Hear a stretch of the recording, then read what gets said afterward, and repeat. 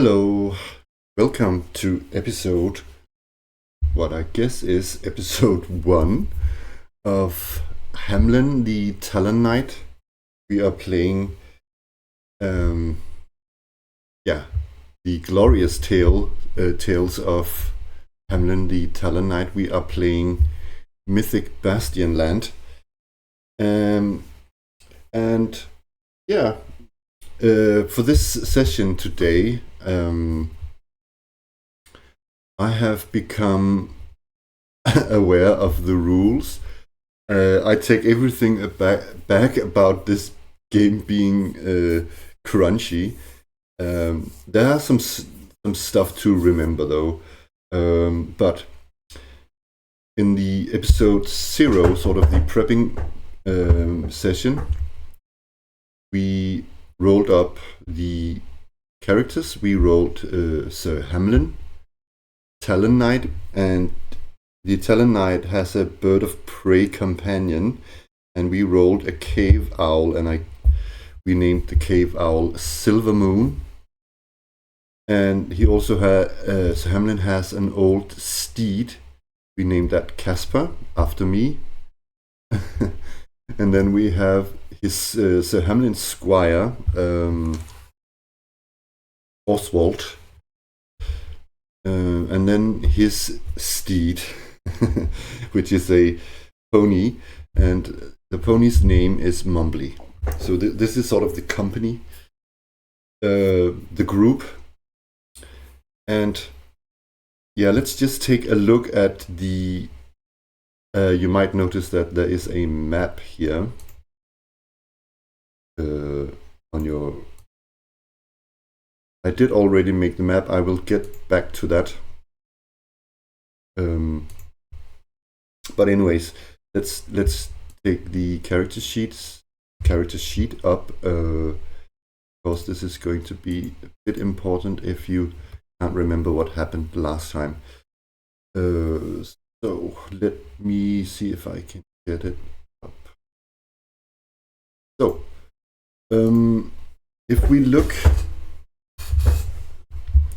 let's see. No, it's not here. Down here. I put it under notes, but this is going to be rather important because sort of the whole idea of us being a knight, sort of the sheriff of the Shire, but not really. As a knight, we have made an oath to seek the myths, honor the seers, and protect the realm. So that is sort of our goal as we venture into this realm that I have made here. That is sort of the key to why we are venturing around in the realm. We're sort of upholding our oath to especially our seer who knighted us. And yeah, that is the key to understanding this game. Couple of things. I thought that it would be funny to, but I became wiser, to make the map like as I recorded, to go through the steps. But it took a great deal. I tried to record this last night. It took a great deal more than I thought. Great deal more time than I thought. There are some caveats here we need to address, because when you make this map, there's a sort of a loose general way to do it. That is that you, for each land rolled, there's a cluster of 1d12 approximately. But all in all, you actually just decided. But it's just to get some variations in the landscape that you do that. I've made sort of an island area.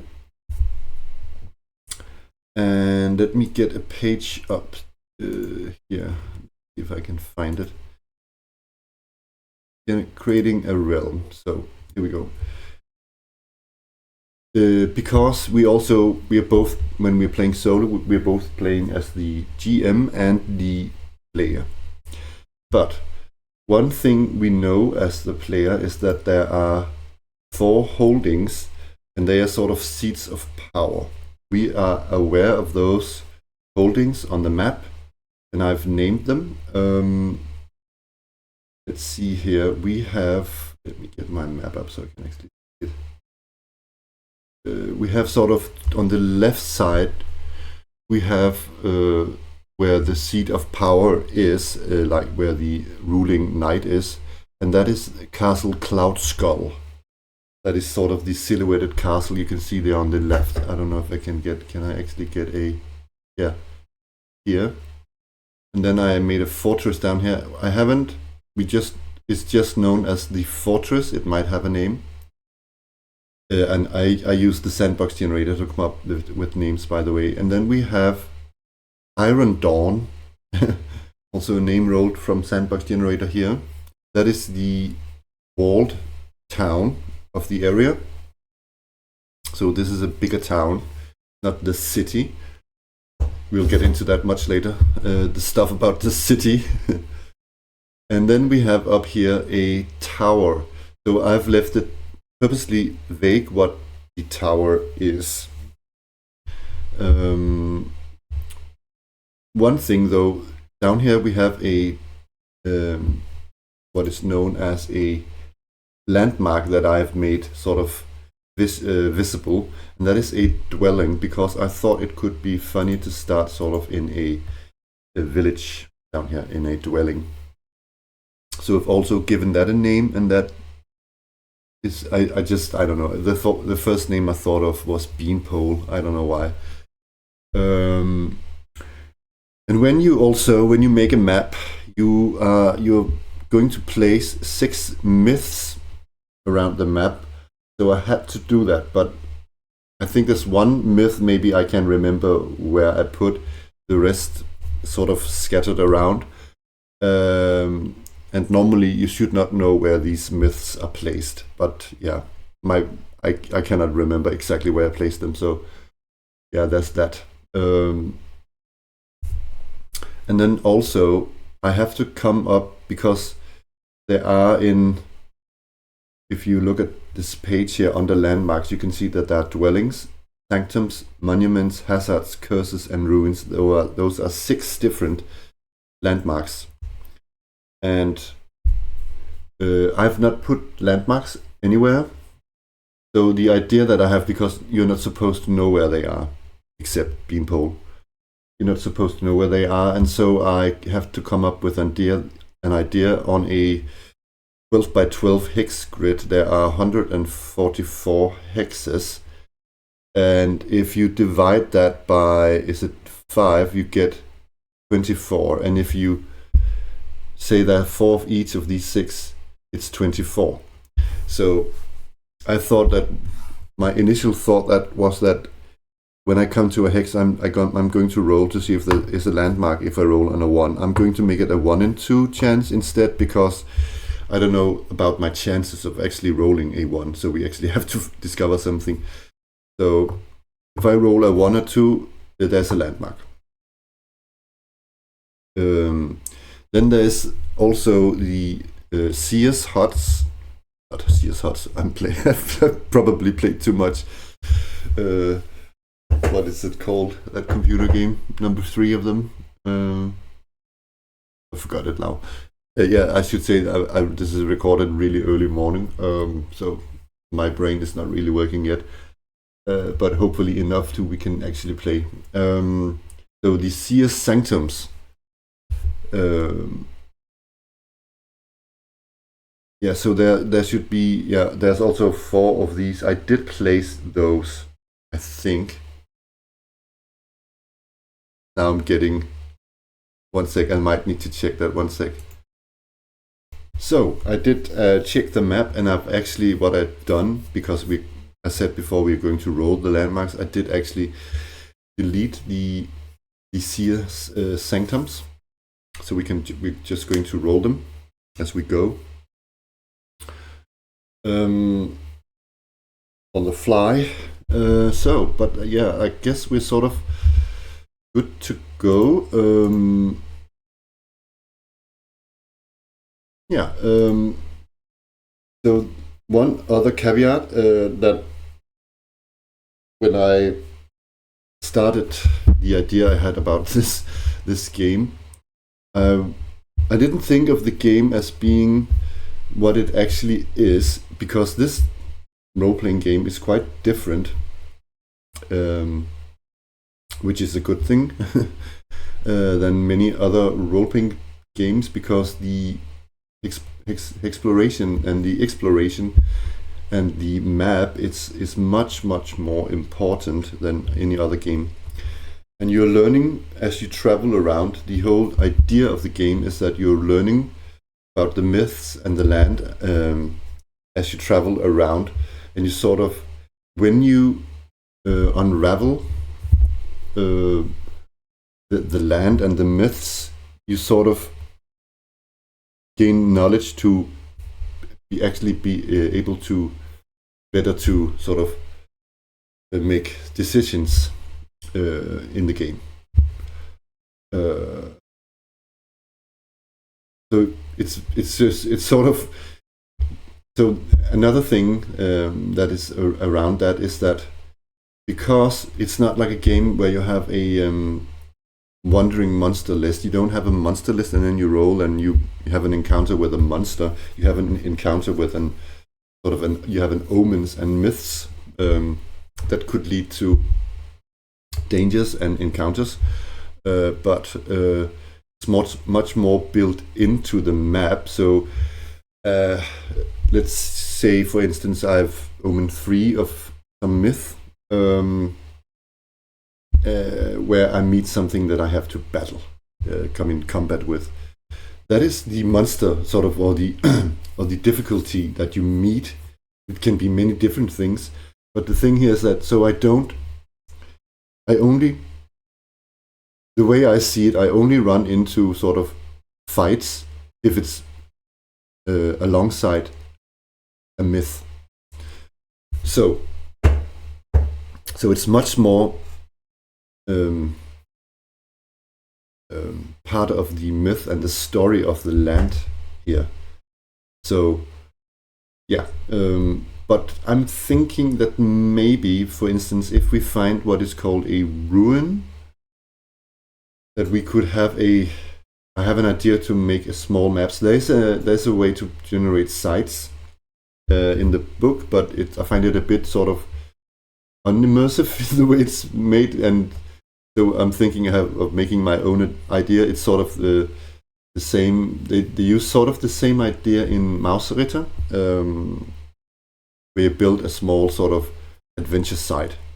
But I have sort of my own idea about that that we can unfold if we run into one. So I'm thinking that the ruins would be obvious places for a site. A site can also be part of a myth, but I think I will need to add maybe some opposition, some non-myth related obstacles. Let's say that there might be some giant rats or something in the ruins, or bandits camping out. So I need to have that. I need to add that into it. It doesn't, as I understand it, it shouldn't really happen, but because I'm playing solo, and I find it because it's a bit weird that if you play, I guess you would have to play the game a lot, but you sort of empty out the myths as you go. I know that there are 72 of them, and there are 6 steps in each myth that sort of increases in sort of myth score. But I think I will need some sort of.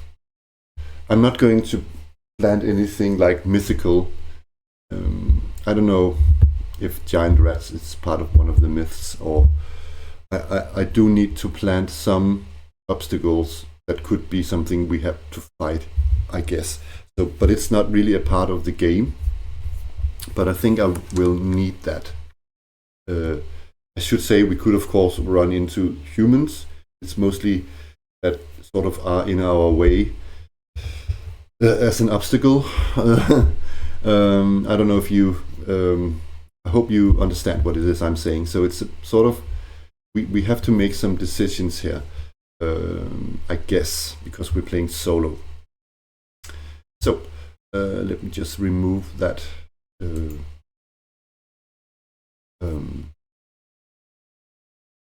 Oh yeah, one thing is that I think we want to perhaps have maybe we don't start with that.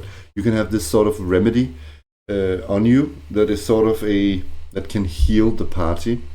It is sort of a ceremonial remedy thing that can heal your virtues, or certain virtues. You can also be healed at seers, so we don't know where they are, sort of basically, and also finding these different sorts of holdings and places around also reveals more of the landscape, and certain holdings have certain knowledge. For instance, like the seat of power would sort of and seers would sort of, I think seat of power would sort of know the general area around them. They would also probably know, I think, the nearest seer's location, not specifically, but the general direction. But I think also each seer knows the direction or the general direction of the other seers, but not specifically. But we cannot ask of the seers because it's only when we get some sort of an omen of the other seers that they are sort of getting known to us. So we get sort of small hints of where they could be. Anyways, again, I must state what our mission is, because that's pretty important. And that is to seek the myths, honor the seers, protect the realm. So we sworn knightly oath upon that towards a specific seer, and our specific seer who knighted us was again, let's see, the Veiled Seer. Yeah. So we're going to honor all of the seers. I'm going to put this away again. I don't know if I should let the map be around there. I hope you can see sort of. I haven't tested if this is a big enough map. Maybe I should make it slightly bigger. Like that. So, I think we're good to go. Let's just do it. So, Sir Hamlin is a newly knighted knight with his squire, happy to or excited about getting out and doing his fulfilling his oath and gaining glory in this realm here. And this realm here, I should also mention, is I'm thinking of it as an island. Can't see it down there to the southwest. I should actually have made water maybe, and then you have another island up there to the small islands. Yeah, so this realm is an island. Anyways, I think we're just going out to seek the myths as it is, as the knight we are, and we are going to make it random. So. One thing we do know is that if we, for instance, we could say we would walk up to the, or ride up to the town of, what was it? Iron Dawn. Wasn't that the name of it? I cannot see the map almost. To do something about that. Iron Dawn. Oopsie. Oh, yeah. That we would get some knowledge of the surrounding area, and we would like to have knowledge of the area to make better choices. one thing I can see here, let me show you, is that I placed a barrier up here. It's because I tested it last night. Let me see if I can. Here is a barrier. I think, yeah, I cannot. Let's just say the barrier is there still. Barriers are sort of complications in the way that we cannot go. For instance, let's say here that there is a ravine or something between those two hexes, so I cannot go that way. Or only if I know a guide who can maybe help us through it. Or if we have a guide with us who know specifically that there's a narrow bridge or something across the ravine. But as I play tested last night, I put one there. Again, I cannot put also barriers up beforehand, because what I think I want to do if I roll and want to do an additional roll when I come into a hex, so I need to roll to see if there's a barrier there. And I think it's also on I think I've decided that it's on a 1. Because there aren't that many barriers. Maybe on a 1 and 2, like the landmarks. Let's see. So, yeah, it says 1/6, I think. So it would probably be on a 1, but again, you don't know about luck on a die. I mean, so let's say it's just on a 1 and 2, there's a barrier. And then I roll randomly on a 6-sided where the barrier is. Okay, so there's that. Okay, so let's actually move this marker here. Oopsie. Down again to this little village of Beanpole. So we're starting off, it's morning, and let's roll the weather actually. Let's go in here. We don't know where we go. So first of all, let's roll where we are going. 5, so I'm going to count here. So 1, 2, 3, 4, 5. We're going west over here. And a day is, when we are traveling, a day is in 3 phases: morning, afternoon, and night. We can travel during night, but that will sort of exhaust us or fatigue us, so we're not going to do that. I can't remember which. We're going to look into that.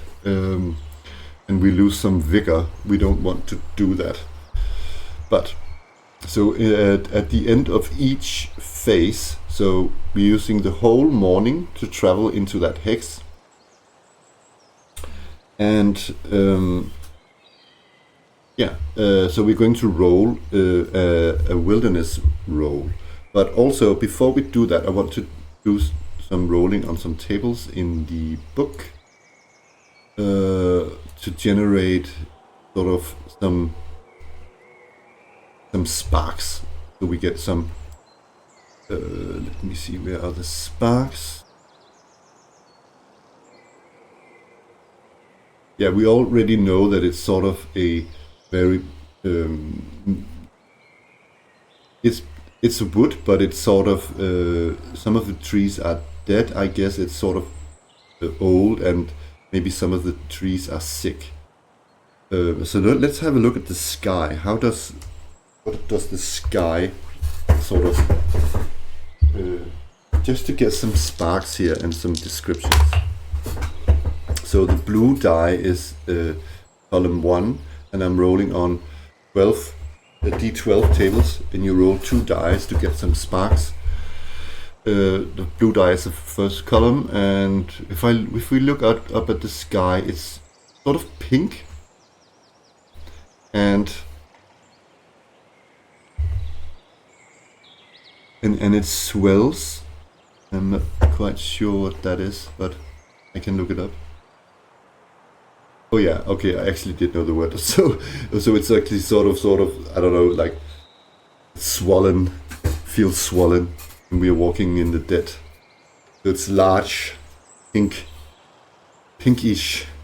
Maybe it's because it's, I don't know, I don't know why it should be pink, but it's sort of the Maybe it's through the leaves or something. It looks pink because of the sick trees.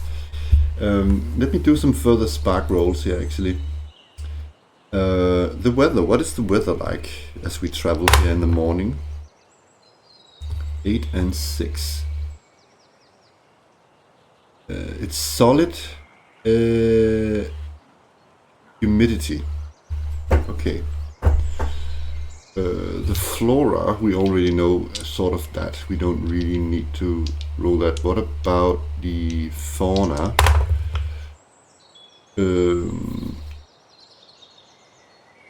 It's mischievous and foul. Foul. Oh, mischievous fowls. So okay, so it's mischievous birds. Okay, I get it.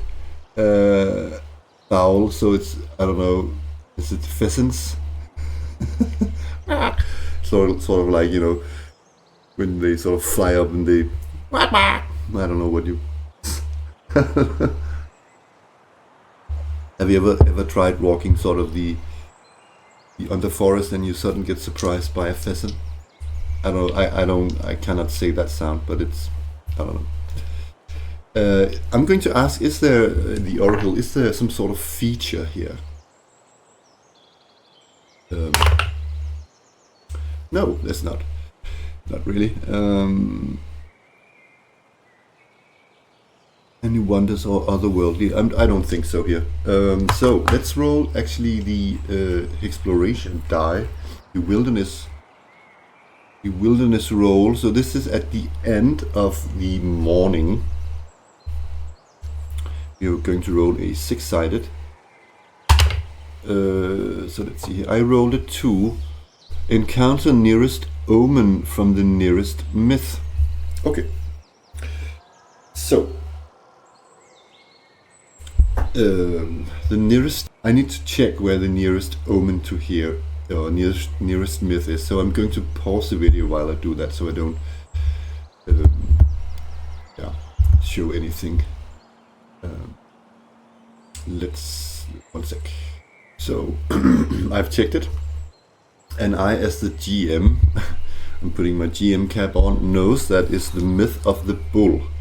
So we're going to look at the first omen. Check the text again. Encounter the next omen from the nearest myth. So we're going to have a look at the myth of the bull, which is called the bull. Let's see. Bull. Where's that? I'm not 100% sure. Yes, it's here. I found it. So the first omen we run into. Let me read it up to you.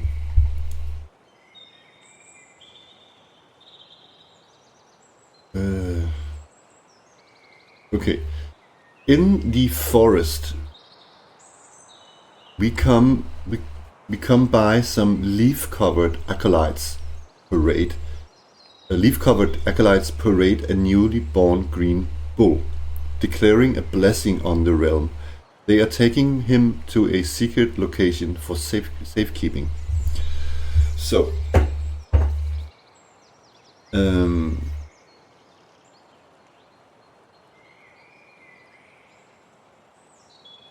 yeah.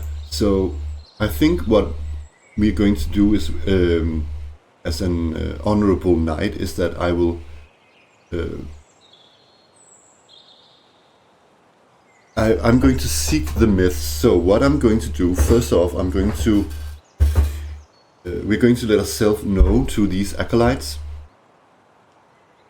sort of wave and gesture that we are come in peace. Of course we are a knight, and we sort of kneel down at first, and then they come up to us and we raise ourselves up again, and then I think we're going to ask them, not where they're taking the bull. I don't know if they're actually, I should maybe check that if they're taking him to the specific myth, but I think we're going to ask where this nearest myth is, what they're doing. I guess we probably know about this sort of this parade thing a bit, this custom, but I think because we're seeking the myths, that we are interested in knowing the some of the background of this, and that is asking them for. It's quite obvious, right, that they are. We are aware that this is a myth, so we're going to ask, where is it? I think let me just check the myth section. So it does actually say that if we enter a hex with a myth, we don't get to roll. If we see get an omen, we just get the next omen. But also we get some insight on the omen, whatever that could be. Insight on the myth, sorry. But whatever. I think they're going to say to us that it's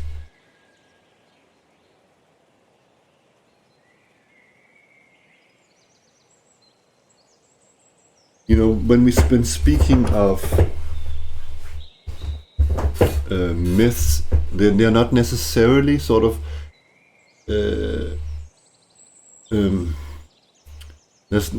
it's just sort of the center of the myth. It's not necessarily something that is sort of present there, but you'll see when we get there. So it's just a small notice we need to think about. It's just very obvious that it's sort of the center of the myth, this hex down here. So we are going to go down that way, I think. So going down to even more deadwood here, and let me just see if so we're going to roll the wilderness roll, because we are going down here, and let's see if there's a shift in the weather. Let's actually first roll the wilderness roll, because I'm on the page. Encounter the hex's landmarks, otherwise clear. So I said when I started that I will roll a if I roll a 1 or 2, there is a landmark here. So let's do that. There is a landmark. And there are 6 landmarks, so we're going to roll to see which one of them it is. But first off, let's see how the weather changed.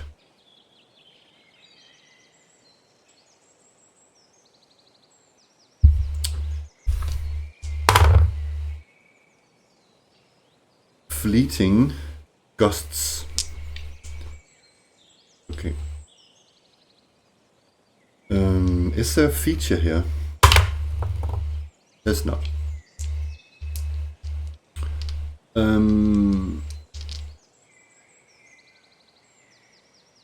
So let's see. There's a landmark. Let's see. We can have dwelling, sanctum, monument, hazard, curse, or ruin. So I'm just going to say that it's. And one other thing, if we find another landmark close by, I'm not going to be roll the same. So I'm going to move down 1 step on the list if we roll the same in a sort of neighboring hex. So let's see, 3. There is a monument, site of inspiration. Travelers may spend a phase to restore spirit here, as if they were consuming a sacrament. Okay. Let's look up the word sacrament, what that is. We will also make a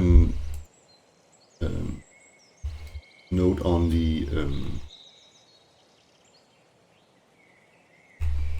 okay, I thought a sacrament was a specific. It's not. Okay, so first off, on the map we are going to put sort of a monument symbol on the map.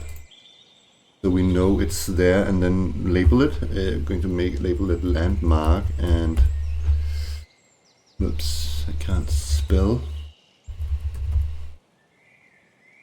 Let's see, it's a monument. You know what? I'm going to call it as a label. Call it monument, and then write landmark down in the detail. Can we maybe get some specifics about the landmark? Maybe. First off, we're going to put a symbol on the map down there.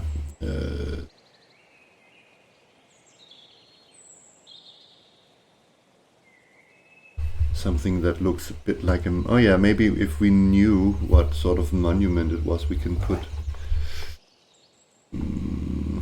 You know what, let's have a common symbol for monuments, because then it's...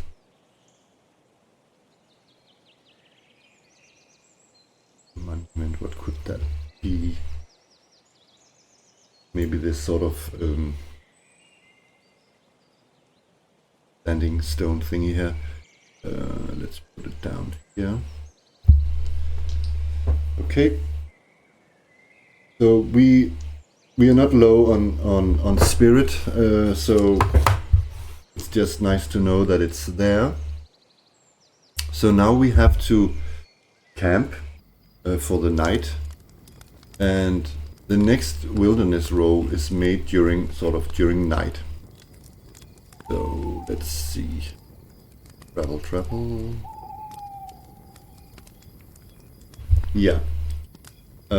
We can travel faster if we wanted, but then we would exhaust our steeds, or horses, and we would not want to do that. I do have some abilities with my owl, but I don't know how to... I wouldn't know how to adjudicate to do it, because it's quite an ability that my owl has. It can... Let's go through it actually. It can...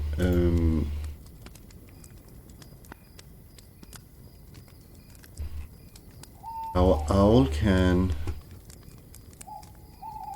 I should also say, as a passion, I have a passion called regret, where I can restore spirit when you burn a part of the past. I should also remember that. But my owl can see through the eyes of your bird, and learn the local knowledge of any prey it eats.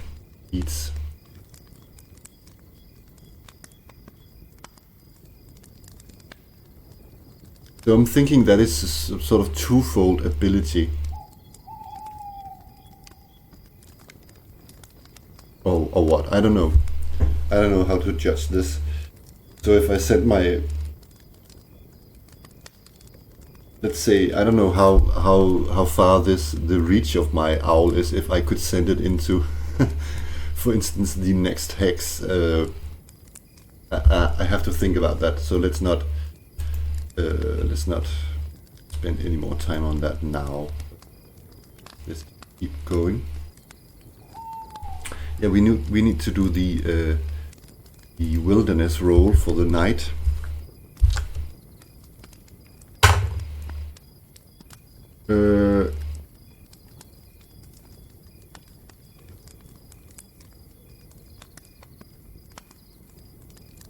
Encounter the hex's landmark, otherwise all clear. Yeah, it's otherwise all clear, because we already know that there is a landmark. The landmark we found, we're not going to find the landmark while we sleep. So it's just yeah. So let's say it's the next day. I should maybe keep track of the days somewhere. And we're going to, in the morning, we're going to go into that hex where... Yeah, we're going into the next hex. We don't know. We just heard that it's to the south east, that this myth is sort of the center of the myth. So let's do this. We are going down. We were here, we're going down here. So, because I can see that this is the center of the myth of the bull, we're going to get the next omen on the list. Let's actually roll. We are in sort of a more pinewood forest here. Should we roll to see what sort of weather we have? We have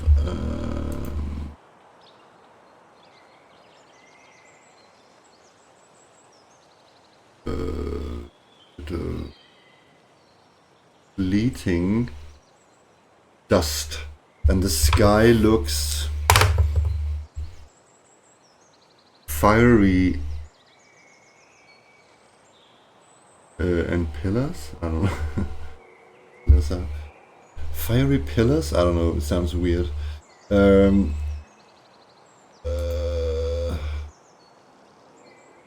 So we had fleeting dust. And we are in the pine forest. What about the flora here? Ashen ferns. Are there any feature here? No. What about the fauna?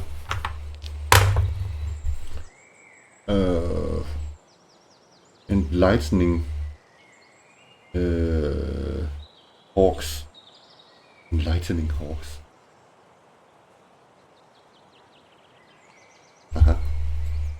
Great. Great stuff. But let's go to the myth of the bull.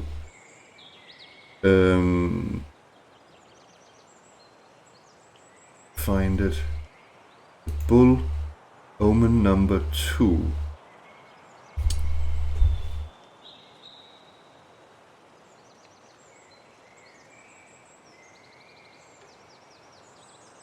Let me see if I can understand this. I'm going to read it loud. People rejoice in the blessing of the bull, now clearly taking effect. See opposite.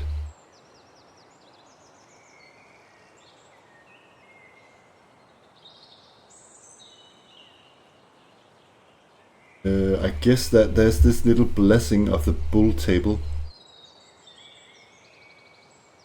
Oh yeah, it is the blessing of the bull. There's a label called blessing of the bull.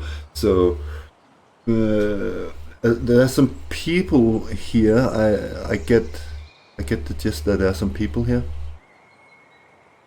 or maybe not here, but everywhere. They're rejoicing in the blessing of the bull. Maybe there's some small, really spread out sort of farmhouses and or something. I don't know.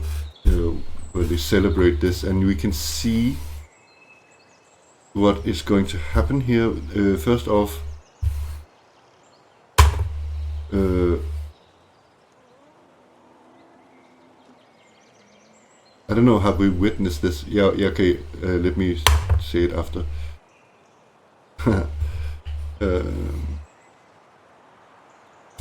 Some signs of the blessing of the bull. I'm going to say that there's a farmhouse.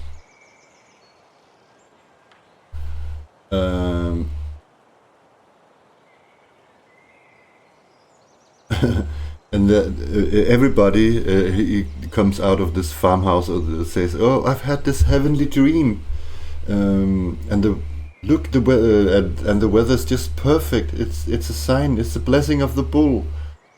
And everybody's just rejoicing in the I think there's maybe some festivals. I don't know, like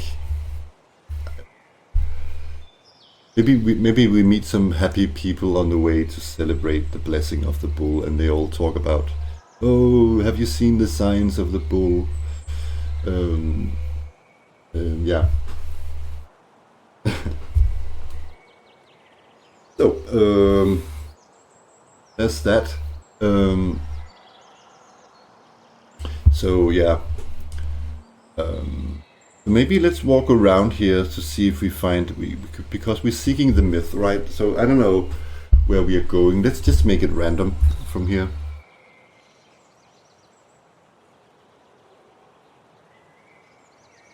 think it would be silly if we went into the neighboring hex and then went back again.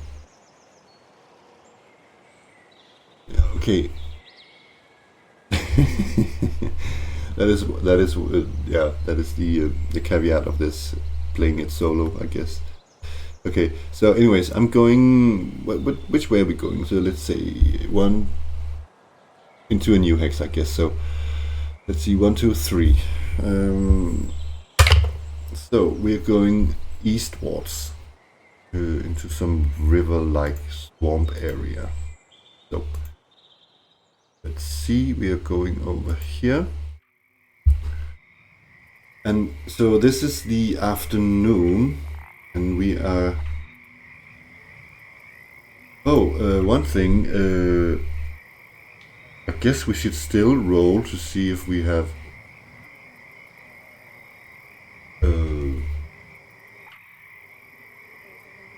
I'm guessing, you know, I'm guessing that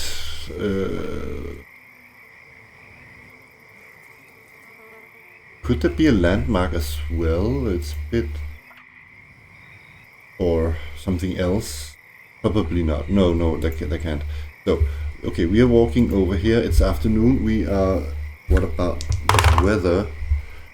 The weather.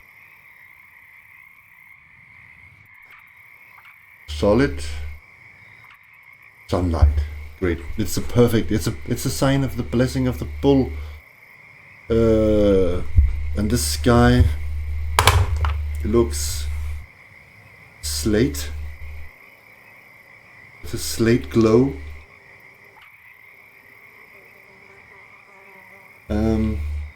What about the waters here in the swamp and the river? Teal, silk. Oh. And the flora. Stinging, what? Grass? Yeah, okay.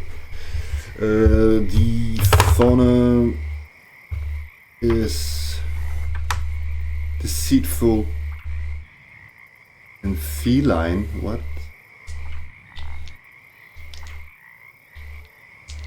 So there are cats here or what? Feature? Is there some sort of feature here? No, that's not. Okay. Anyway. Let's roll that.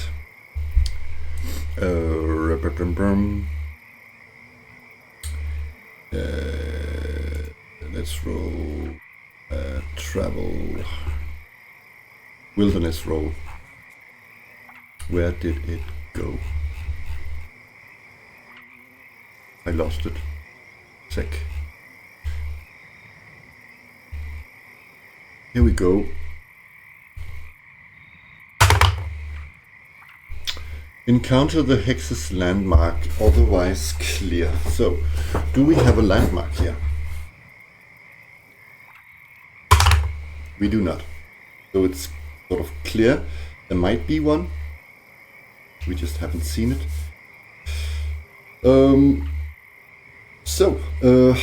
We have to, because we don't want to stress our horses, so we're going to camp for the night.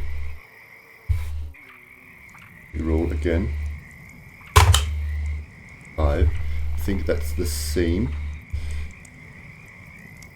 So, yeah, I'm not going to say we can. It's clear. It's just okay. And the question is, where are we going? So this is actually. Let's just write it somewhere that we have. This is this first day. No, so this is the second day, and we are now at actually the third day.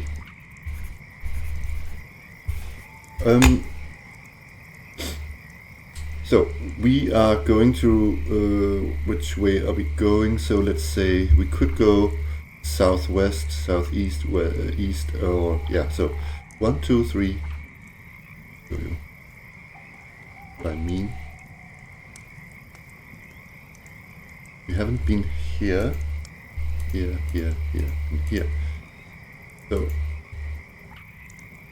I am going to roll the dice. It's actually 1, 2, 3, 4, 5. It's a 5-sided, so it's actually a 10-sided divided. By whoopsie, of course. So 5, it's actually down here. Going down to this, where the river, there's a river, huge river, sort of runs out into the ocean. And there are some pine trees. And the weather is... You know what? Let's first of all roll the wilderness roll.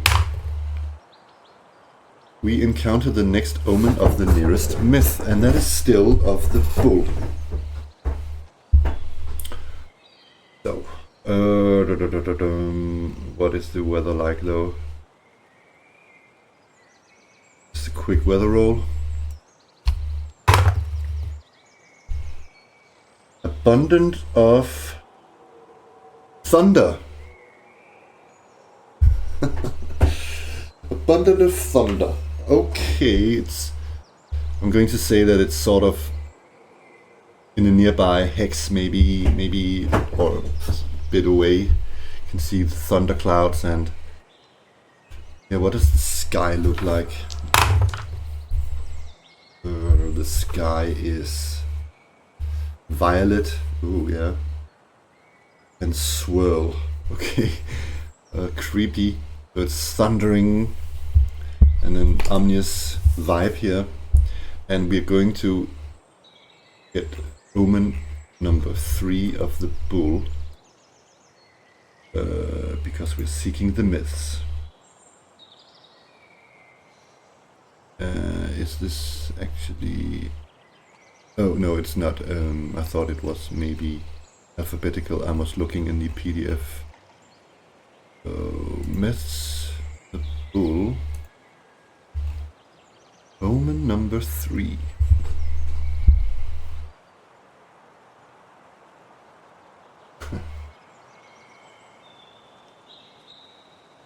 Okay, listen up. On a dusty trail, the bull lies dead. A scream is heard in the distance. 2 children running to say that they saw the knights standing over the corpse.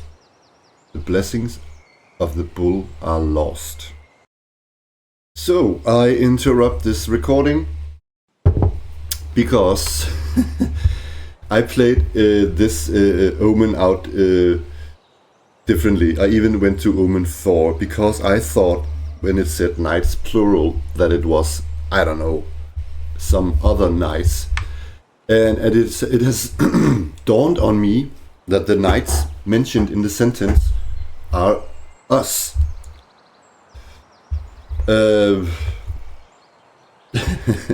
So I know we only have one knight, but I mean it's children, right? They can just see a knight and one other person who is actually the squire. So the knights are actually us. Oh, so they think that we killed the bull. Okay, yes. So yeah, what to do? Because let's do it like this, because I actually went all the way to omen 4, and I think I will put it up so you can read along, because I have to retcon some stuff here. You will just have to imagine that I traveled a bit further, and we went to omen number 4. Let me get it up for you. So here we go. As you can see down in omen 4, yeah, one thing maybe I should also say this is that if you're watching along here and if you are a player who wants to play the game, I'm going to have spoilers in the omens, so just a little heads up. So okay, anyways, omen number 4. So the Hamlin and his squire traveled further, and they encountered Omen 4. 5 leaf-clad guards immediately charge the knights, declaring them enemies of the realm for killing the bull. So that's us. And yesterday I played out this entirely different. I thought there were some other knights, I should state. So they are attacking us. Let me just remove this again. So I think the situation here is that we must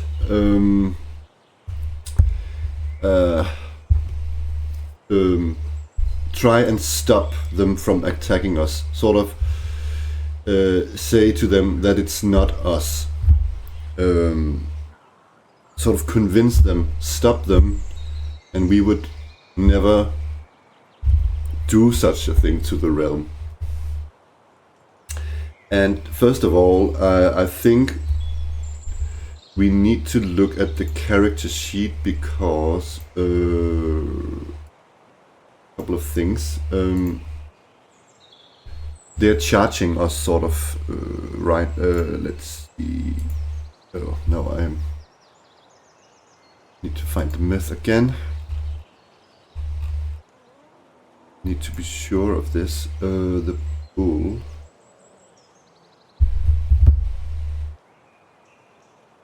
Yeah, charge the knights. So declaring them enemies. So I guess we are kind of surprised by that. So first off, we have to sort of see if we react before them.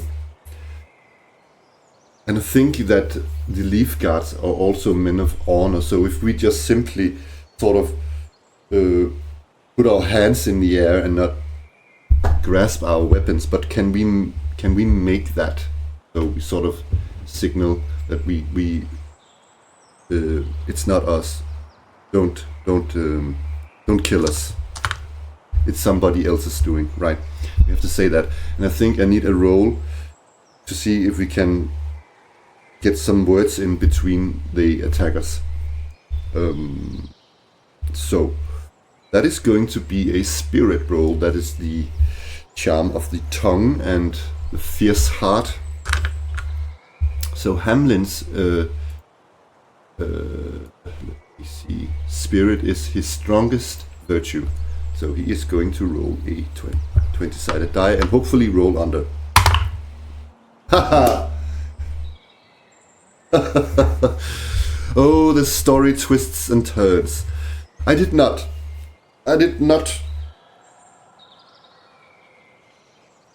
Oh my god. So, who are they attacking? I think they must attack the most. They are all attacking Hamlin. That was a okay, so they are 5 in total. Let's say this. That they are on foot, we are on horseback, sort of. I know that. Yeah, Oswald is on ponyback. But I think that maybe 3 of them attack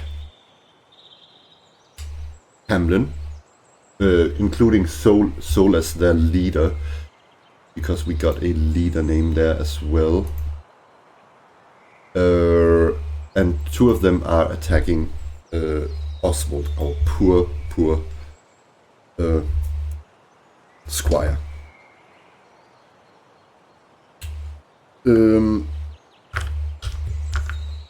And we're simply going to roll feats where we simply avoid attacks, and we're trying to get a momentum so we can change their minds. We simply, if we can stop this first attack, we must shout yield or something. Okay. So 3. What were the numbers? I have an old.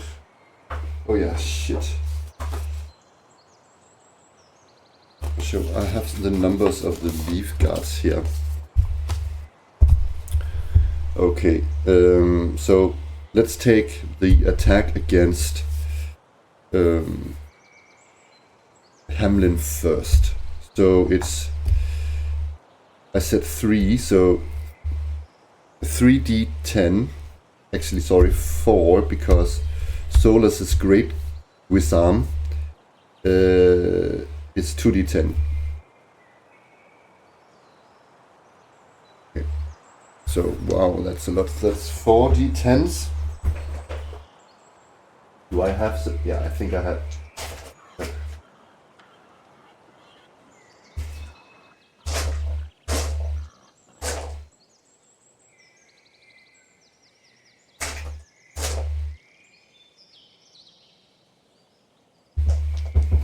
So here we go. They are attacking.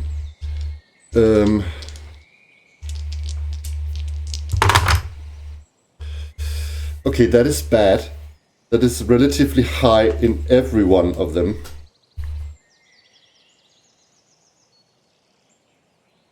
So let's see. What you do is that you take the highest die as the damage, but let's see first. First of all, I need to do try and do a feat, and we can try to. Let's see. Yeah, we can try and deny the attack, removing the highest die. That is this one. We are going to do it after all, but we have to pass a spirit check. I think it was. Let me see. Hope it's not clarity. Spirit, yeah. Spirit is my strongest virtue, so yes. So I'm not fatigued. Oh, wow. So, first off, they are not knights, so they can't do any of the cool shit that we can do. So it's only the highest die, which is this one. Or that one, but this one. So 8 damage. Let's see. Bit confusing. First off,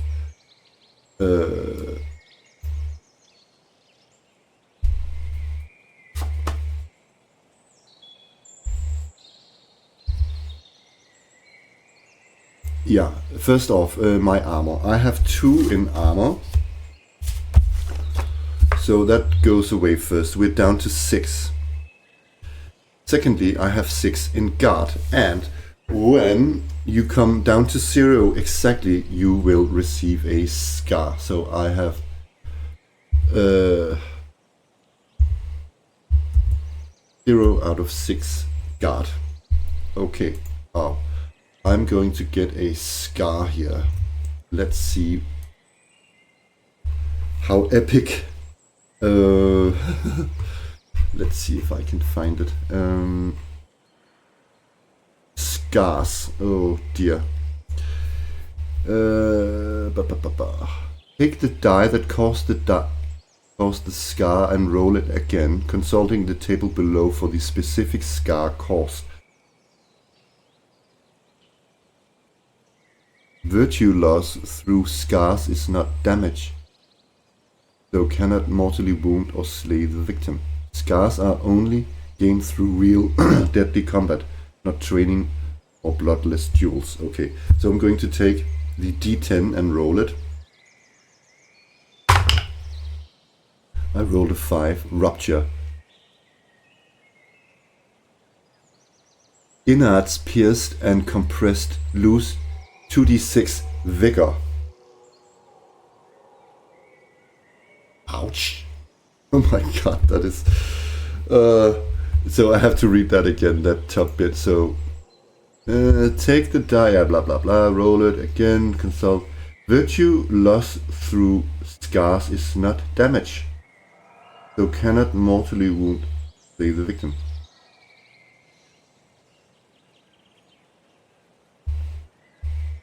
Okay, so...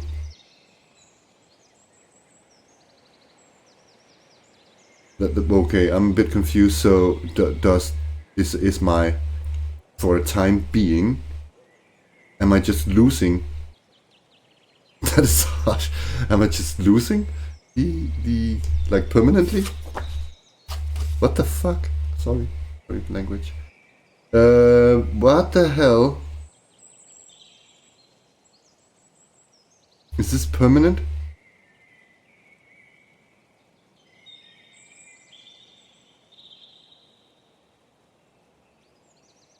I have to figure that out.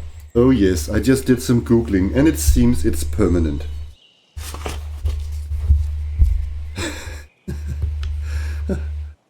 Okay.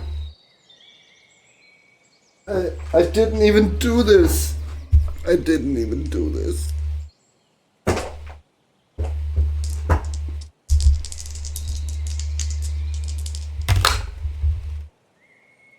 Woo. Only four. Only four. I can live with that. Shit. So Hamlin takes 4. He's down to 12 in spirit. That makes him more human.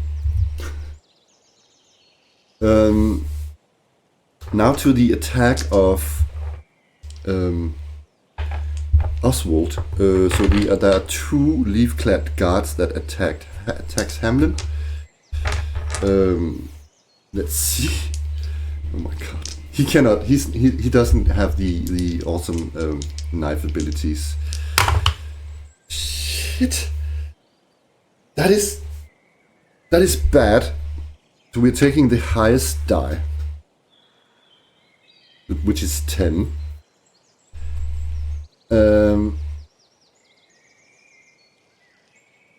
Hang on. We're okay. Hang on. What did I roll? Did I roll a 4 or 6? I'm going to re-roll this one. Okay, I cannot remember. But because no, I already used a feat. Yeah, never mind. So 10. Let's have a look at Oswald. Shit. Poor Oswald. Where is his character sheet? So here. Oh my god.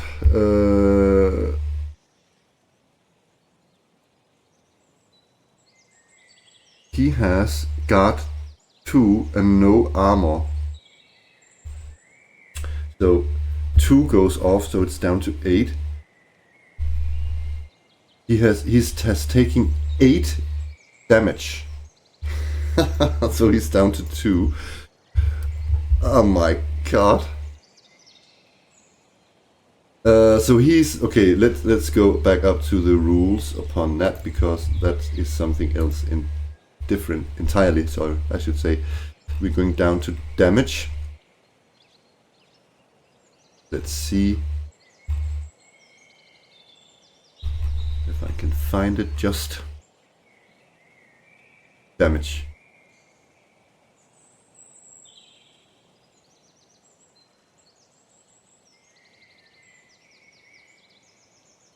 If it exceeds the target's guard, the excess is deducted from vigor. We already did that. And they are wounded. If they lose half or more of their remaining vigor, it's a mortal wound. This is a mortal wound. Mortally wounded targets are down and dying.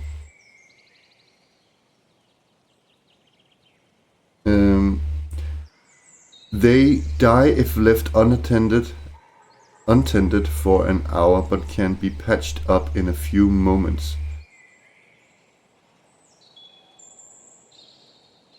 Yeah, if damage reduces the target's vigor to 0, they are slain. Okay, so I don't know. I guess he's still on. He's not like dismounted in that fashion that, you know, he flies off his horse and I need to do another d6. That is a knight ability. So I'm going to say that he probably very undramatically slides off the horse down into the mud. Oh my god. it's our turn now. We are going to have to make them yield. Now my spirit just got deduced. Oh my god. Hamlin with panic in his eyes. It's not us! We yield, it's not us! Come on, I need to roll 12 or under.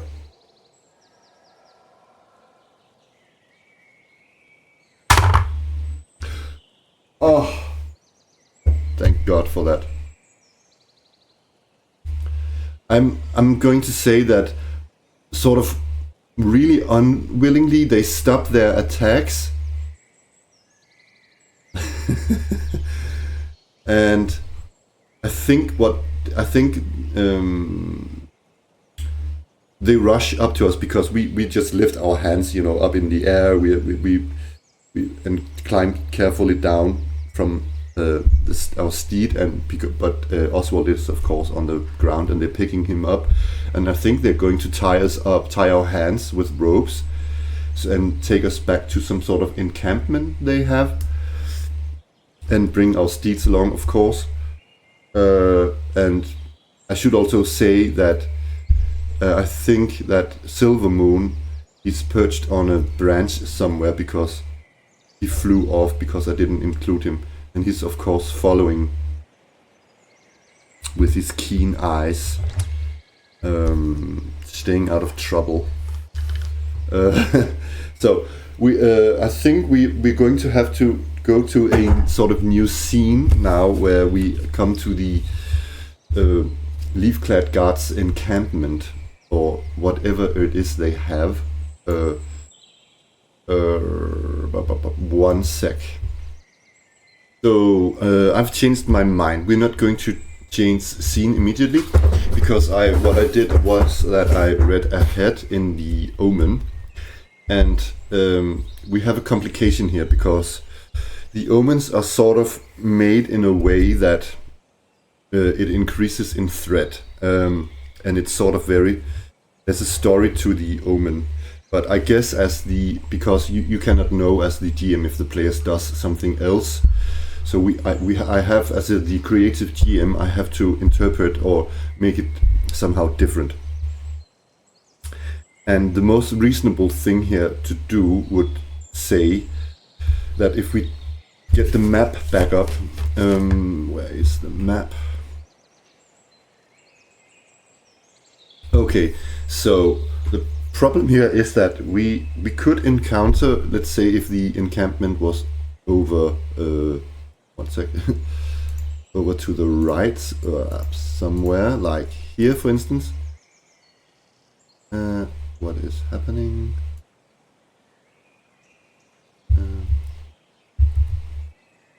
Yeah, I just need the icons here.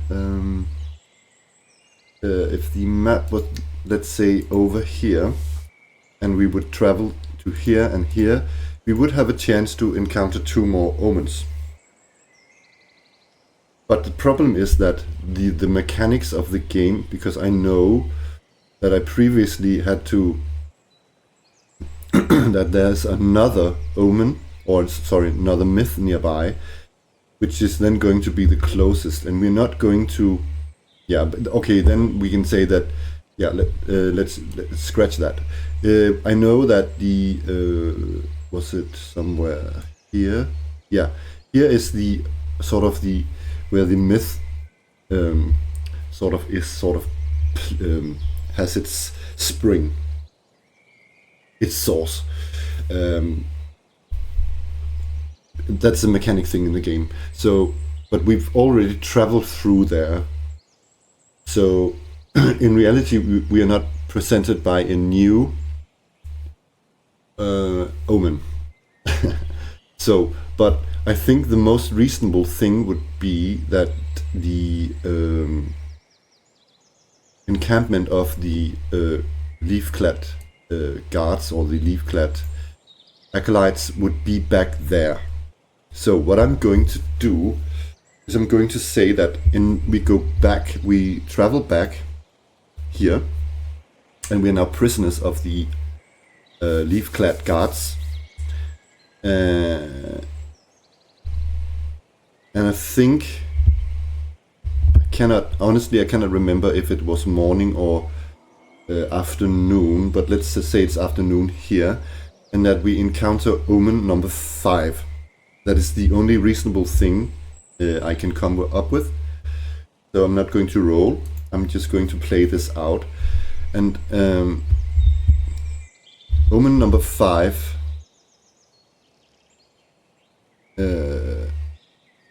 is this one. A pair of winged fiends are seen in the distance, harassing a lost horse, tormenting it with their blades. They flee if confronted. So, I'm going to say that the leaf-clad guards are surprised by this, but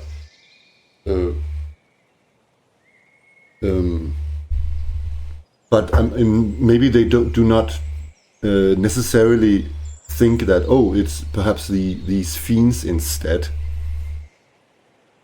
But I think Hamlin says, I should also state that Oswald is back up, but he's still down to 2 vigor. He's patched up, and I should mention, so I think that Hamlin would say something like, must be the fiends. The fiends slew the bull, the sacred bull. This is not our doing. It must be these fiends. And I think that the leaf guards are sort of conflicted on this, and they don't trust their own eyes or something. I don't know. But they of course start to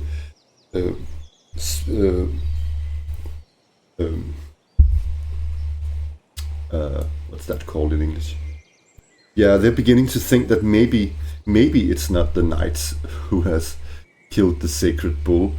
That is what I'm going to say, but they have to sort of patch down for camp down for the yeah, they have to camp now because it's going to be turned into night soon. But I think they're not 100% sure what to do, so they're going to camp down, and we would actually have to roll a die. So let's. I know we have been in this hex before, but we have to bend the rules here a bit. That is simply due to the nature of the game, the way it's made. And I think it's fine, but we. I mean, I just me as the GM, I have to make these judgments now and then. So we're going to roll again on the wilderness roll. See if I can find it. Yeah, here we go.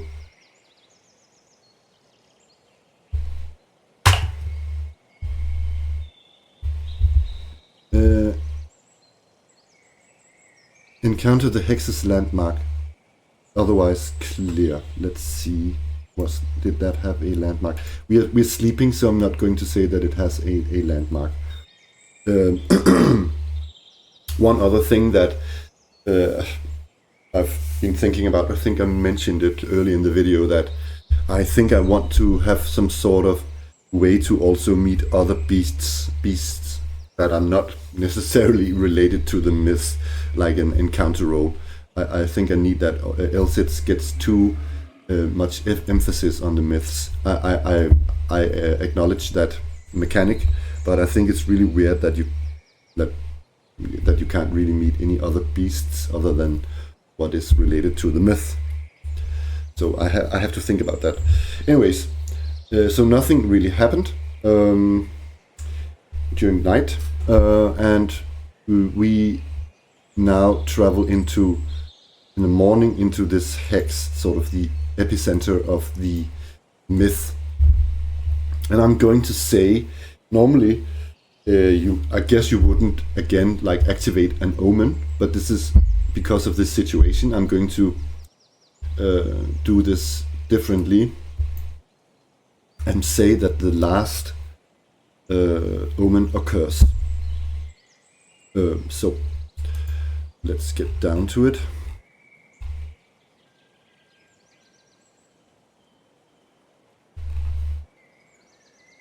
Okay, so in the camp, I'm thinking that, because let me read this. A lone leaf-clad guard is fending off an attack from 5 winged fiends.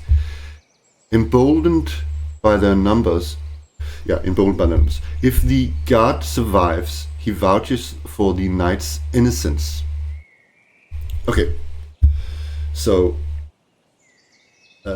what I'm going to say, that it's sort of, he's perhaps a guard sort of in the outer perimeter of the encampment of the leaf-clad knights or something similar. Maybe the fiends have attacked the encampment. Not sure. Maybe they have driven off some. Maybe some are slain. I'm not 100% sure yet. I think I'm going to say that he's fighting off the fiends, and that perhaps there would have been more, but they've been fought off, and the rest of the leaf-clad guards or acolytes have been scattered throughout these pine woods here. So there has been an attack on the encampment, and that he's fighting off alone. So let's see what happens when these 5 fiends attack him. We're just entering the scene where he's being attacked. So let's do this. One thing I'm going to say, I think before, because they are unsure what to believe, I think the leaf-clad guards gave Oswald a remedy. They're being honorable. A remedy is sort of a healing treatment, and I think he is patched back up. So he's back up to his 10 vigor, but alas, Hamlin's vigor is, sorry, not vigor, spirit is forever lost. But let's say that they patch Oswald up.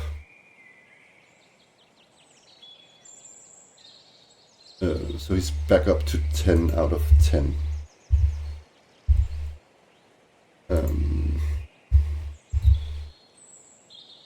Okay, that's one thing. So we arrive at the scene. These disgusting winged fiends with their leathery wings attacking this solemn guard, and everybody rushes to aid him, but the fiends attack this solemn knight. I was going to say the solemn guard. Okay. The winged fiends, bringers of sorrow, have bladed arms attacking 2d6. So that's a lot of 2d6s we're going to roll. They're all attacking him at the same time.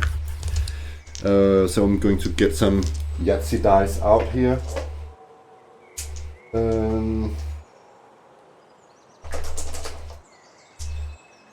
Let's look. Bear with me. Oh my god. One sec. I'm going to pause the video while I find the dice. Okay. The 5 fiends attack. But again, it's only the highest die that matters, I guess. So, yeah, let's see. Wow, that is impressive. I only rolled 1 6, so the highest die is a 6. Yeah, let's keep them here. So the guard has let's see,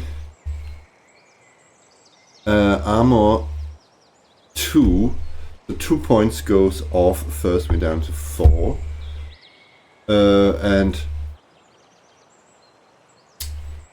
they have, what do they have in guard? What is their guard? They have, wow, they have a lot of guard. He's actually not hurt at all, but he gets a scar. Or is it only knights who gain scars? We don't, I don't, okay, let's see. No, it's not only guards. Sorry, knights. Wow, we have to go back up to the scars section because it can impact his virtues. Okay.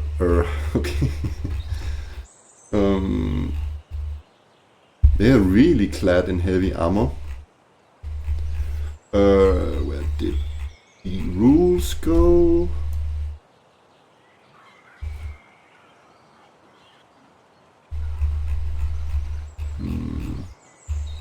Here we go. So it was a what? 2d6 I need to roll, like, no, just d6 I guess. So 1 doesn't sound too bad. Distress, a lucky escape, lose d6 spirit. Okay. He loses 2 spirit, this particular guard. Now I lost the section of the bull course. The bull. Here we go. So this specific guard now has spirit 6. So all the other guards have spirit 8. So lone guardsman. Going to write his numbers down here. 11, 8, and 6 now. Okay, so he has no guard left. Okay, so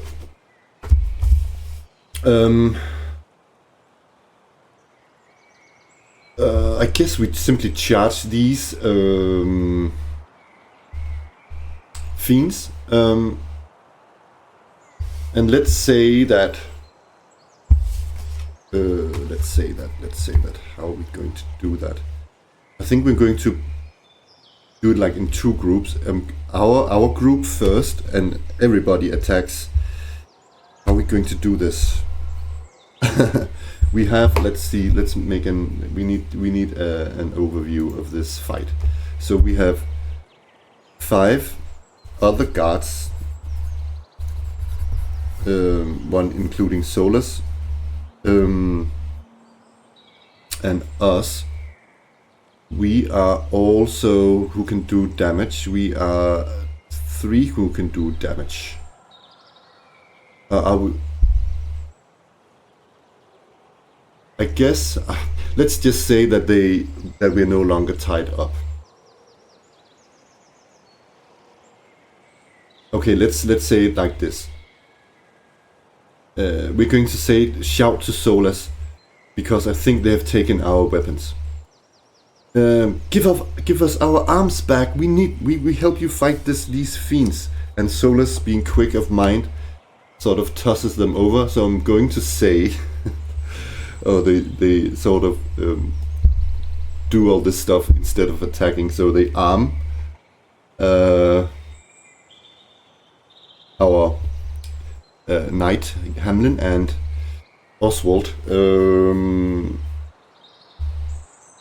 So I'm going to say that, unfortunately, I'm going to say now that it's the lone guardsman attacking one of the.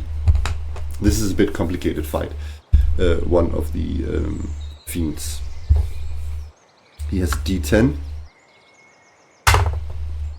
He rolls an 8, and the fiends have. Oh my god, they are really hefty. They have guard 5, so armor 1, so 7, and then 2 points of damage to 1 fiend. They have vigor 8, so let's see that 1, 2, 3, 4, 5. I need to go to work soon. I don't think I sadly have enough time for this fight. Let's see. Let's say it's just number 1, and they all have vigor. Let's write their vigor here. So one of them has vigor 6, and the other ones have vigor 8. Let's write all the other stats as well. Clarity 17. Oh my god. And spirit 4 only.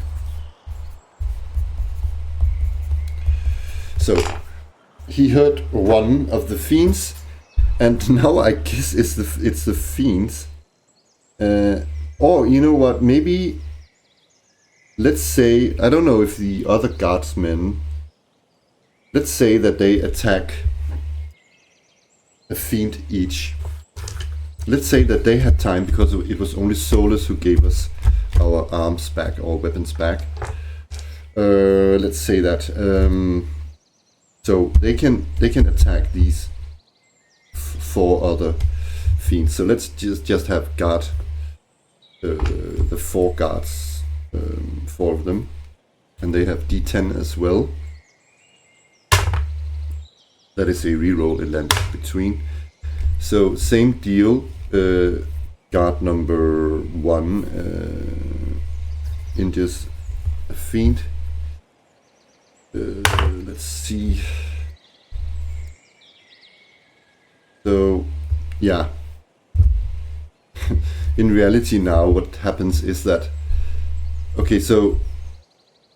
One sec. So, this here has no guard left. This one has no guard left. This one is exactly down to 0 guard, so he actually gains a scar. I'm going to say that they can gain scars because it impacts their virtues.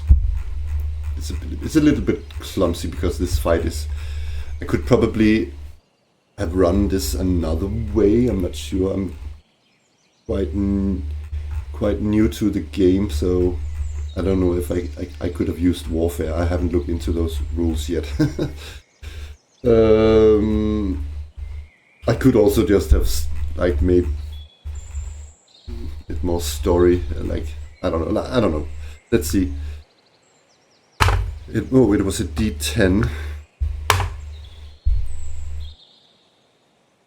So to this specific fiend, it's the same thing happened to Hamlin. So he loses spirit. Wow, he has got 0 spirit left. What happens if you have 0 spirit? I wonder. Okay, I figured it out. So he's what is called impaired. He's down. He can only use a D4 now. So that was, let's see, 1, 2 of the guards. So we're down to 2 on the last 2 here. 9. So that is, he's down to 5, and he lost his, oh, not this one, sorry. He has still 8. This one is down to 5. And he lost his guard. And this one with the last, oh god, that's good. So he's down to 4. So he lost half of his vigor, meaning that he is now lying on the ground, and he cannot, he's out of the game for now, actually. So we have 4 winged fiends left. And I'm thinking that I'm allowing now that we have a weapons. They are going to attack this lone guardsman again, but yeah, he doesn't have a guard either. So But if we roll a... I think it's a clarity roll, we can attack before them. Is it spirit? I cannot remember. Let me have a check. Yes, it's clarity. And that is not our best number. So, let's see. I only have... What is it again I have in clarity? Yeah, it's ridiculous. I have a 4, but let's at least try. No. What about the... Let's say that Solus can also try. Solus has the same as the leaf-clad guardsman. Let's see. Find the myth again. I'm flipping through pages like a madman here.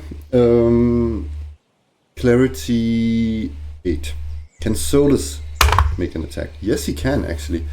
So Solus attacks. I'm just going to say the first one here. It has no guard left. It's down to 6 vigor. And Solus has 2d10 because of his... what was his name? Weapon called again? His Guisarme? His great Guisarme? Oh! But actually, because it's slow, it cannot move and... oh god. Yeah, he can move up. But he cannot attack. Okay, so I guess it's the fiends. Are they going to attack Solus then, or the lone guardsman? I don't know. I'm guessing he's a bigger threat, so they're going to attack Solus. Okay, okay, so it's 4 of them who can attack, so it's 4d10. On Solus. Let's do it.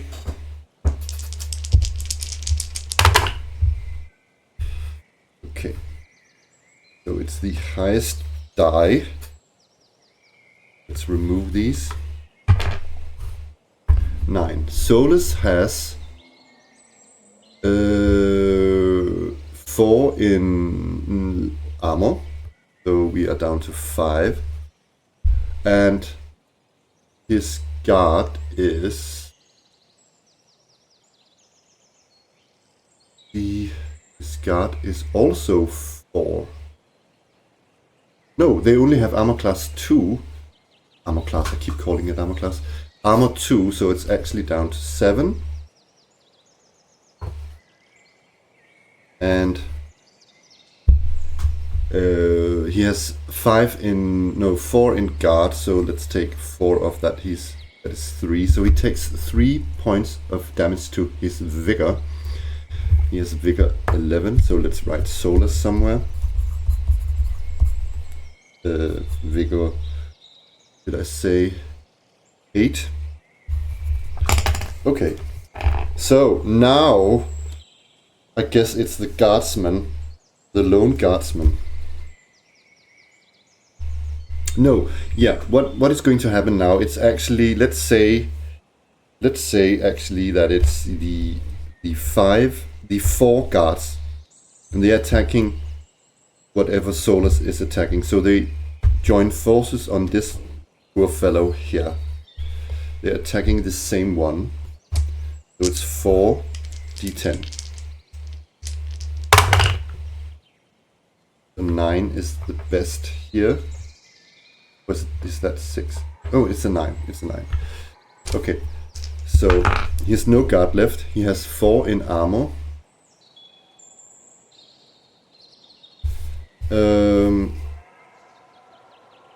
So that's down to 5.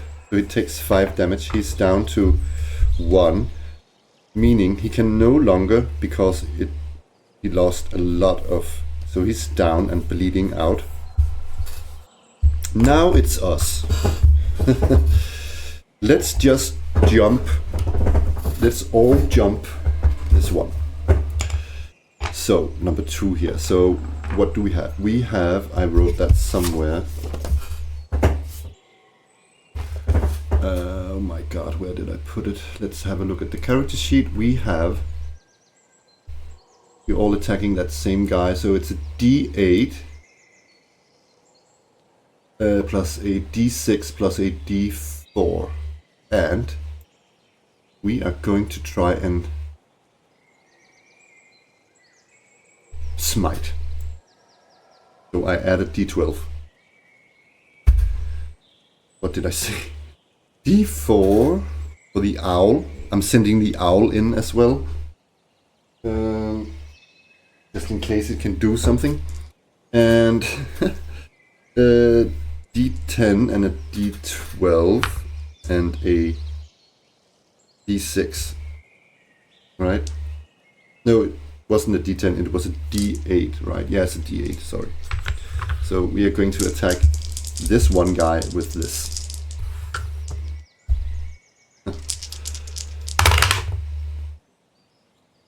That is unspeakably bad. The owl did the best damage.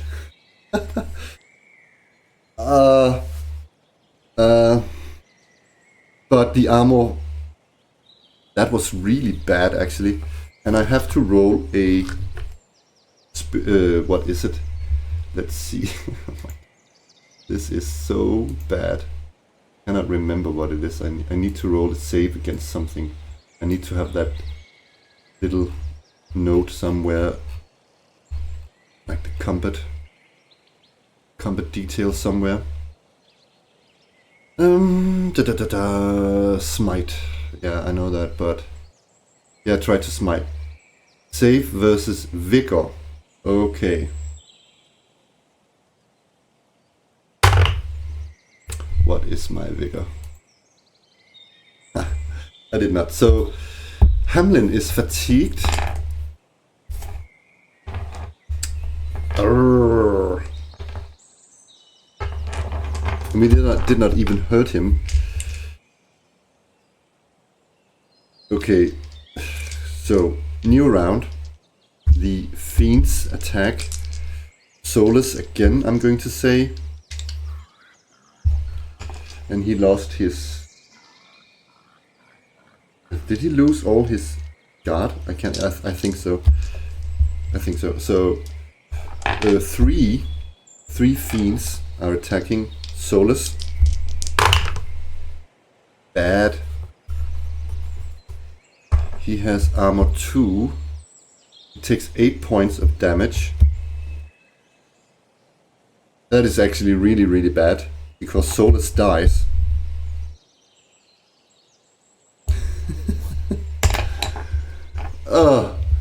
The leader died. Oh my god. Should I do a morale check for these guardsmen? I guess I should. Let's have a look at morale again. I cannot remember.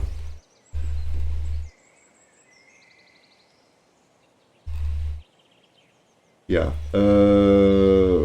As a group, spirit save. Okay, shit. Going down to the myth again. Yeah, I'm flipping pages like a madman here. I need to make some notes somewhere. Maybe have 2 PDFs open. I don't know. Okay, so they have spirit 8. Okay. Wow. They're trying to surrender or escape. They're going to... I'm saying they're going to scream and run off. Shit. So I guess now it's... Oh, but what about... Yeah, I'm thinking the lone guardsmen as well. They're running into a shrubbery or something. Head diving into a shrubbery. And now it's us. Oh, shit. And I'm fatigued. That's bad. So I have a D8 a d6, a d4. That is what I've got to fight with. Oh, I'm lying. I forget something. I have my... I have my shield gauntlet. That's another d6 actually. I forgot my shield gauntlet. I think it's a d6. At least let's check it. Yeah, d6. We're attacking that same one. That was better. Cannot do anything really. He takes 2 points of damage. He's down to 2. No, sorry. He's down to 4. This is going really, really bad. Actually. Because they have so much armor. Do they really have that much armor? It's insane. Oh, it was Spirit 4.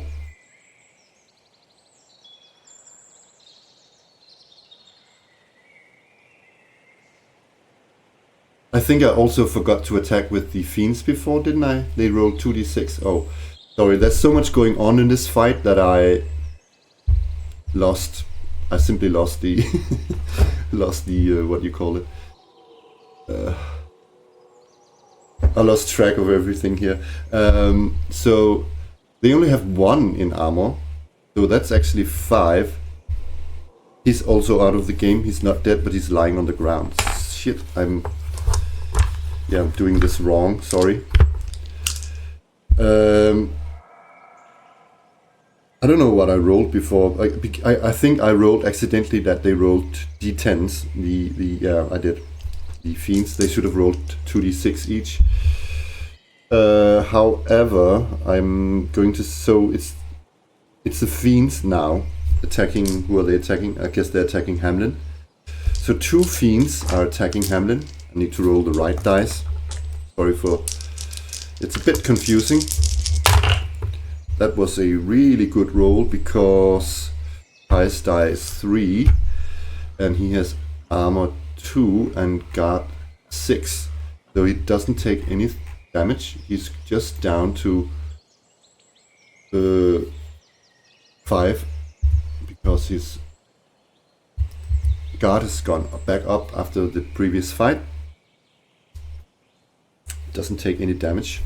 It's actually looking better for us than I thought. So now it's us. We're going to attack together on this one. I made a mistake again. Whatever. I didn't get any. He can only roll a d4 for damage because he's impaired. I forgot that.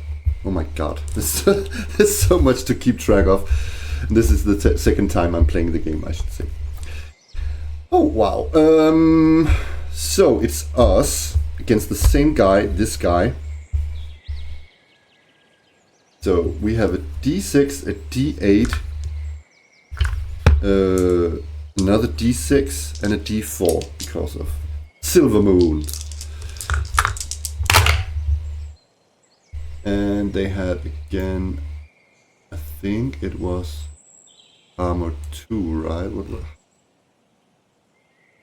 I really need to get a second PDF up. So armor 1 only. So it's this one here. So it's 5 damage, which kills it completely. I'm thinking that they're going to try and do a morale.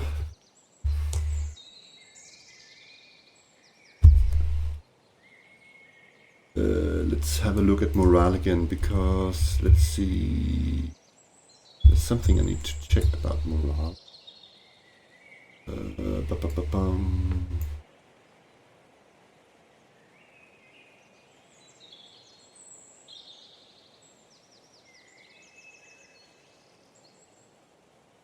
Yeah, to avoid surrender. Okay, so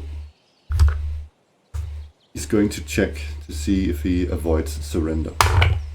he does not avoid surrender. So this fiend, I don't know, I would say that he's a fiend, and I don't know why he would surrender. Actually, I take it back. Yeah, I don't know. He's made of something else than a mortal. Yeah, but he is.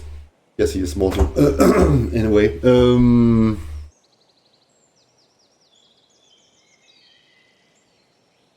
know what? I'm going to say that he does flee. So it flees, and we finish off the rest of these wounded ones that are lying on the ground, and the rest of the leaf-clad guardsmen cover out, or what I forgot the English word. They come out of the shrubbery and looking at us, and the lone guardsman says, "Where were you? We were being attacked by these winged fiends. I also saw that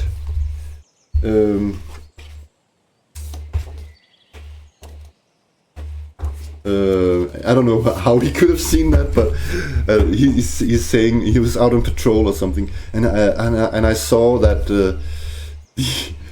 these winged creatures attacked and killed the sacred bull."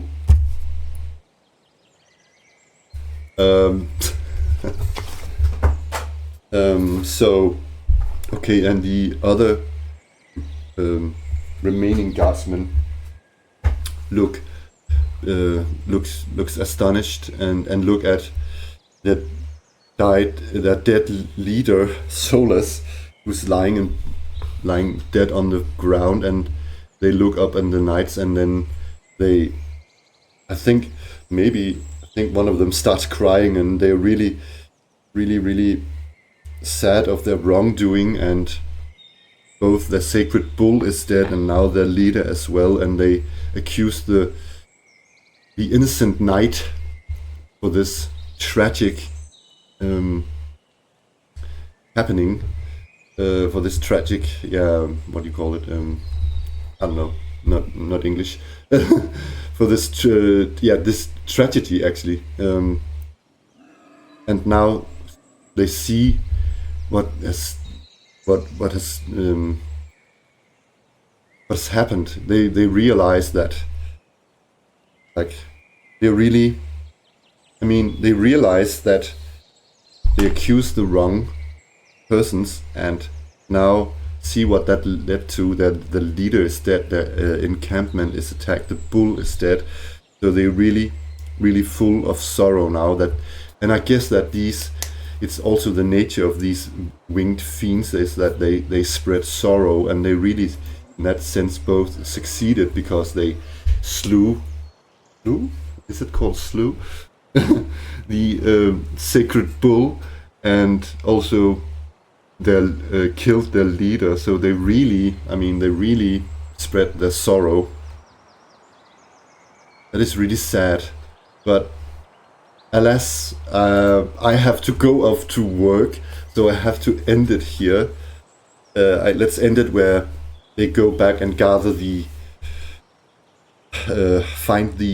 of course they take their dead leader back to the encampment, and they also, I don't know, they take care of this bloody scene, and they go back to the camp, and sort of find the other members of the camp, and they sort of put some make order of all this chaos that has just happened, and they need to think about their next move, and I think we sort of help them with that. In a way, we actually now succeeded in can mark off a sort of, let's see here, a myth. So we sort of cleared this myth. So we have to look into also glory. Let's see here, when the group feels that a myth has been resolved, reaching a conclusion of any type, all knights who played a part in that myth gain 1 glory. So we're gaining a glory point for this. Let's see about other glory points. We can also win a duel or joust. Tournaments may also grant 1 glory. If a battle is large enough to be remembered in history, all knights can, on the victorious side, gain 1 glory. I'm thinking, quote-unquote, mass combat here. When the game moves to a new age, all knights gain 1 glory, though serving the realm, through serving the realm and maneuvering in court. Okay, so I don't know. I think it's too early to let a season pass. I have to think about that. So we're going to sort of pause the game here, but we are going to give Sir Hamlin a point of glory. Our first. So that. Where did the. So, see our first point of glory there up to the top right. Yeah, so this was a bit long one, so thank you very much for watching. I hope you enjoyed yourself, and until next time, bye bye.